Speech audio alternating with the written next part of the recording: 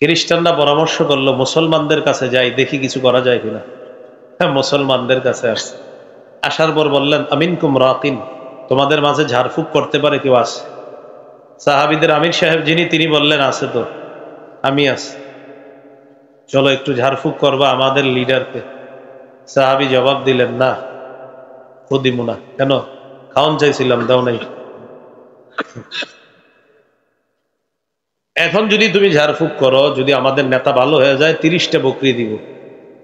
কয়টা বকরি? 30টা। এই কথা বলার পর আমির সাহেব গেলেন। যাওয়ার পর কি জানি পড়লেন, ফু দিলেন, লিডার ভালো হয়ে গেছে। তেলাওয়াত করেছি সূরাতুল বাকারা। এটা এমন একটি সূরা, যাদের ঘরে জাদু টোনার সমস্যা হয়, ওই ঘরে সূরা বাকারার তেলাওয়াত বেশি বেশি করবেন।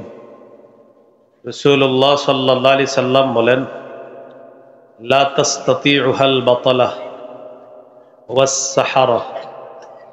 সূরা বাকারার সাথে জাদুকররা, সূরা বাকারার সাথে বাতিলপন্থীরা পেরে ওঠে না, সূরা বাকারার সাথে তারা পারে না। এই জন্য যেই ঘরে সূরা বাকারা তেলাওয়াত করা হবে, আশা করা যায় আল্লাহ তাআলা ঘরের সদস্যদেরকে জাদু টোনা থেকে হেফাজত করবেন। এই জন্য এই সূরার আমলটি যারা পারি চেষ্টা করব করার। আল্লাহ তৌফিক দান করেন। সূরা বাকারার শুরুর দিকে কয়েকটি আয়াতে কারিমা তেলাওয়াত করেছি। আল্লাহ তাআলা বলেন, আলিফ লাম মিম। আলিফ লাম মিম, এটার অর্থ উদ্দেশ্য আল্লাহ ছাড়া কেউ জানে না। যদি বলেন কোরআন না বুঝে পড়লে কোনো লাভ নাই, তো আলিফ লাম মিম তো এটার তো অর্থই বুঝি না, তাহলে এটার কি সওয়াব হবে না? এই জন্য কেউ যদি বলে কোরআন না বুঝে পড়লে কোনো লাভ নাই, তাদের কথা সঠিক নয়। কারণ আলিফ লাম মিম এটা তো কেউ বুঝি না। যদি বলেন না বুঝে পড়লে লাভ নাই, তাহলে আলিফ লাম মিমের লাভ নাই। অতএব মেনে নিতে হবে কোরআন না বুঝে পড়লেও লাভ, আলিফ লাম মিম পড়লেই 30টা নেকি, যদিও অর্থ জানি না। আলিফ লাম মিম হুরুফুল মুকাত্তাআত, এটার উদ্দেশ্য একমাত্র আল্লাহ ভালো জানেন। যালিকাল কিতাবু লা রাইবা ফীহ, এই কিতাব, এটা যে আল্লাহর পক্ষ থেকে কিতাব, এতে কোনো সন্দেহ নাই। সূরা বাকারার 23 নম্বর আয়াতে আল্লাহ বলেন, ওয়া ইন কুনতুম ফি রাইবিম মিম্মা নাযালনা আলা আবদিনা ফাতু বিসূরাতিম মিন মিসলিহি। যদি তোমরা সন্দিহান হও আমি আমার বান্দা মুহাম্মদ সাল্লাল্লাহু আলাইহি সাল্লামের উপর যে কোরআন নাজিল করেছি, এই কোরআনের ব্যাপারে যদি তোমাদের কোনো সন্দেহ থাকে, ফাতু বিসূরাতিম মিন মিসলিহি, তাহলে কোরআনের সূরার মতো একটা সূরা তোমরা এনে দেখাও, বানিয়ে দেখাও।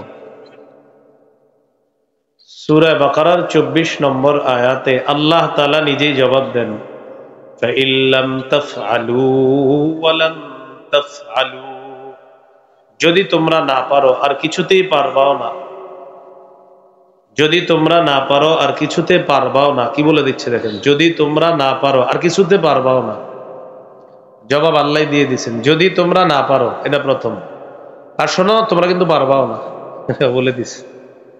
ফাত্তাকুন নারাল্লাতী ওয়াকুদুহান নাসু ওয়াল হিজারা, তাহলে ওই আগুনকে ভয় করো যে আগুনের জ্বালানি মানুষ এবং পাথর।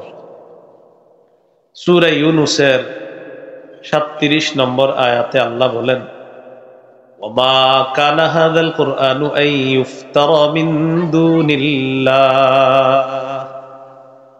ওয়ালাকিন তাসদীকাল্লাযী বাইনা ইয়াদাইহি ওয়া তাফসীলাল কিতাবি লা রাইবা ফীহি মির রাব্বিল আলামিন। আল্লাহ তাআলা বলেন, এই কোরআন কারো পক্ষে রচনা করা সম্ভব না, এটা কারো পক্ষ থেকে বানানো হয় নাই, এটা আল্লাহ ছাড়া কারো থেকে তৈরি করা হয় নাই। ওয়ালাকিন তাসদীকাল্লাযী বাইনা ইয়াদাইহি, এই কোরআন তার আগে যত আসমানি কিতাব আছে সবগুলাকে সত্যায়ন করে। ওয়া তাফসীলাল কিতাব, কোরআন তার আগের যতগুলা কিতাব আছে সবগুলার ব্যাখ্যা দান করে কোরআন। লা রাইবা ফীহি মির রাব্বিল আলামিন, আল্লাহ তাআলা বলেন কোরআন বিশ্ব জগতের রবের পক্ষ থেকে নাজিলকৃত, এতে কোনো সন্দেহ নাই। এই হলো জালিকাল কিতাব লা রাইবা ফী। সূরা আলিফ লাম মিম আস-সাজদা 2 নম্বর আয়াতে আল্লাহ বলেন আলিফ লাম মিম তানজিলুল কিতাবি লা রাইবা ফীহি মির রাব্বিল আলামিন।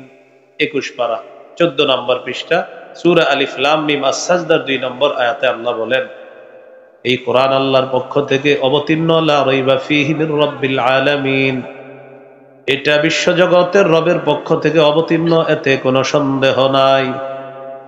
তাহলে কি শিখলাম? যালিকাল কিতাবু লা রাইবা ফীহি, এই কোরআন আল্লাহর কিতাব, এটা আল্লাহর নাজিলকৃত কিতাব, এটা আল্লাহর নাজিলকৃত কালাম, এতে কোনো সন্দেহ নাই। এরপরে আল্লাহ বলেন হুদাল্লিল মুত্তাকিন, যারা মুত্তাকি তাদের জন্য এই কোরআন হেদায়েত। সুবহানাল্লাহ। কোরআন হেদায়েত বলতে কোন দিকে রাস্তা দেখায়? আল্লাহ তাআলা বলেন ইন্না হাদাল কুরআনা ইয়াহদি লিল্লাতী হিয়া আকওয়াম, আল্লাহ তাআলা বলেন এই কোরআন মানুষকে সবচেয়ে সোজা সঠিক রাস্তা দেখায়। কোরআন সবচেয়ে সোজা সঠিক রাস্তা দেখায়। তো এখন কিভাবে দেখাবে? দেখাবে এইভাবে, এক রমজানে পুইরা এক খতম 2 খতম পুইরা রেখে দিবেন, আর এক রমজান পর্যন্ত ধরবেন না। এটা না পড়লে কিভাবে হেদায়েত পাবো বলেন? সূরা শুরা 52 নম্বর আয়াতে আল্লাহ বলেন ওয়ালাকিন জাআলনাহু নূরা নাহদি বিহি মান নাশাউ মিন ইবাদিনা, কোরআনকে আমি আলো বানিয়েছি, এই আলোর মাধ্যমে আমার বান্দাদের যাকে ইচ্ছা আমি তাকে আলোর পথ দেখাই, হেদায়েতের রাস্তা দেখাই, আমি আল্লাহ হেদায়েত দিয়ে দিয়েছি। পড়তে হবে তো, না বললে কিভাবে আসবে বলেন? এই জন্য রাসূলুল্লাহ সাল্লাল্লাহু আলাইহি সাল্লাম বলেন ইন্না লিল্লাহি আহলিনা মিনান নাস ক্বালু মান হুম ইয়া রাসূলুল্লাহ, নবীজি বলেন আল্লাহর কিছু বিশেষ পরিবার আছে। সুবহানাল্লাহ। বলেন সবাই কি আছে? পুরাটা বলেন, বিশেষ পরিবার কি আছে আল্লাহর? ক্বালু মান হুম ইয়া রাসূলুল্লাহ, হুজুর তারা কারা?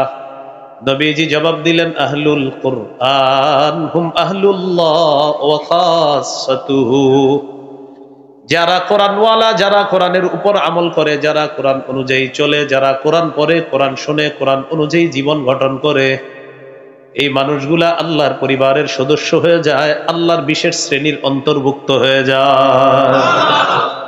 এটা পড়তে হবে তো। তিরমিজির হাদিস 2909 নম্বর হাদিস, ক্বালা রাসূলুল্লাহ সাল্লাল্লাহু আলাইহি ওয়াসাল্লাম খায়রুকুম মান তাআল্লামাল কুরআনা ওয়া আল্লামা, তোমাদের মধ্যে সর্বোত্তম ওই ব্যক্তি যে কোরআন শিখে অন্যকে শিখায়। মসজিদে সকালবেলা দেখবেন ইমাম সাহেব বাচ্চাদেরকে পড়ায়, হামজা লাম জবর আল, হামিম জবর হাম, আল হাম দাল পেশ দু, আল হামদু, বেদ একটা ছোট্ট হাতে নিয়ে বলে আয় তুই দিকে পর, নুন জবর না, সদ জবর স, নাস, র জবর র, নাসর। নবীজি বলেন যে পড়াইতেছে আর যারা পড়তেছে আমি নবী তাদেরকে শ্রেষ্ঠ বলে ঘোষণা করলাম। হ্যাঁ, পড়তে হবে এটা, আল্লাহ তৌফিক দান করেন। তিরমিজির 2910 নম্বর হাদিসের বর্ণনা, قال رسول الله صلى الله عليه وسلم من قرأ حرفا من كتاب الله فله به حسنة والحسنة بعشر أمثالها لا أقول ألف لام ميم حرف ولكن ألف حرف ولام حرف وميم حرف। নবী বলেন কোরআনের একটা অক্ষরকে উচ্চারণ করা মাত্র তার আমল নামায় 10টা নেকি সাথে সাথে লিপিবদ্ধ হয়ে যায়। নবীজি বলেন আমি বলছি না আলিফ লাম মিম পুরাটা একটা অক্ষর, বরং আলিফ একটা অক্ষর, লাম একটা অক্ষর, মিম একটা অক্ষর। আলিফ লাম মিম কারো মুখ থেকে যখন বের হয়, সাথে সাথে 3টি অক্ষরের বিনিময়ে 30টি নেকি লিপিবদ্ধ হয়ে যায়। কোরআন পড়তে হবে, তাহলে কোরআনের হেদায়েত গ্রহণ করা যাবে। আল্লাহ তৌফিক দান করেন।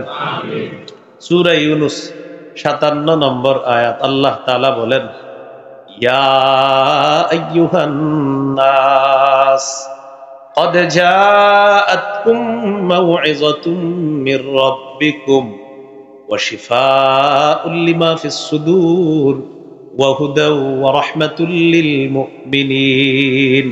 হে মানুষ, তোমাদের কাছে তোমাদের রবের পক্ষ থেকে ওয়াজ এসেছে।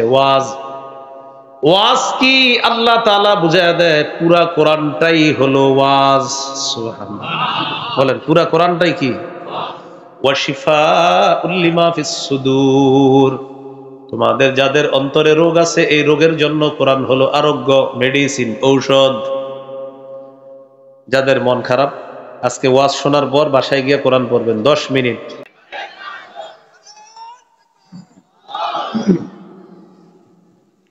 সকলে বলি আলহামদুলিল্লাহ। তো আল্লাহ তাআলা বলেন, কোরআন ওয়াজ, কোরআন আরোগ্য, কোরআন ঔষধ। বলছিলাম কারো মন খারাপ, আপনাদের কিছুক্ষণ কোরআন তেলাওয়াত করেন, মন ভালো হয়ে যাবে ইনশাআল্লাহ।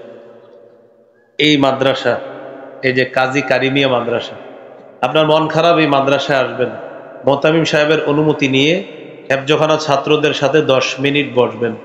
কিছুক্ষণের জন্য দেখবেন দুনিয়ার সবকিছু আপনি ভুলে গেছেন, আল্লাহ অন্য জগতে আপনাকে ঢুকায় দিচ্ছে। শিফাউল লিমা ফিস সুদূর, অন্তরের রোগের আরোগ্য। শুধু অন্তর না, শারীরিক রোগেরও আরোগ্য কোরআন। সুবহানাল্লাহ।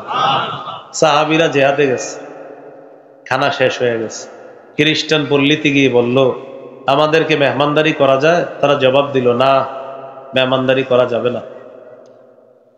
সাহাবায়ে কেরাম চলে আসলেন, খ্রিস্টানদের লিডারকে বিচ্ছু কামড় দিছে, ওজা কবিরাজ সবাইরা আনছে, কত ঝাড়ফুঁক করে ভালো হয় না,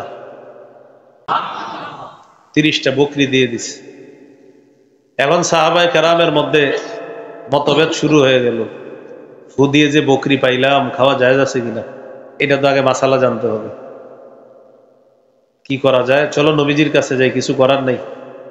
নবীজির কাছে আসলেন, আসার পর নবীজিকে বললেন, হুজুর এমন এমন ঘটনা, এই বকরি আমরা পেয়েছি, এখন কি করা? নবীজি বলেন, আগে বলো তুমি কি পুরা ফু দিছো? সাহাবী বলতেছে, হুজুর সূরা ফাতিহা, এটা আমি পড়ছি, এটা পইরা ফু দিস।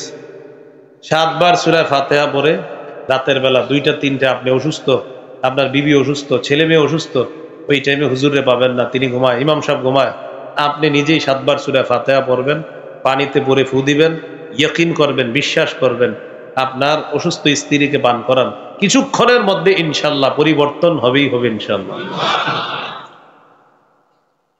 তো নবীজিকে বললেন, হুজুর সূরা ফাতিহা পড়ছি, পড়ে ফু দিছি, আল্লাহ ভালো করে দিছে। নবীজি বললেন, তাই নাকি? কয় হ্যাঁ। ফাকালা রাসূলুল্লাহ সাল্লাল্লাহু আলাইহি ওয়াসাল্লাম, নবীজি বললেন, তোমরাও খাও, ওয়ালি সাহমুন, আমারেও দাও, বকরি তোমরাও খাও, আমার জন্য এক অংশ রেখে দিও। এজন্য হুজুরা ফু দিলে, আচ্ছা আচ্ছা, না না, আলেম ওলামারা এমনি ইনশাআল্লাহ হাদিয়া ছাড়াই ফু দিবে, আপনারা তাদের কাছে যাবেন, ফু দিবে, এটা বললাম মাসালা জায়েজ আছে আর কি। আল্লাহ তাআলা আমাদের সকলকে কোরআন থেকে ঔষধ গ্রহণ করার তৌফিক দান করেন।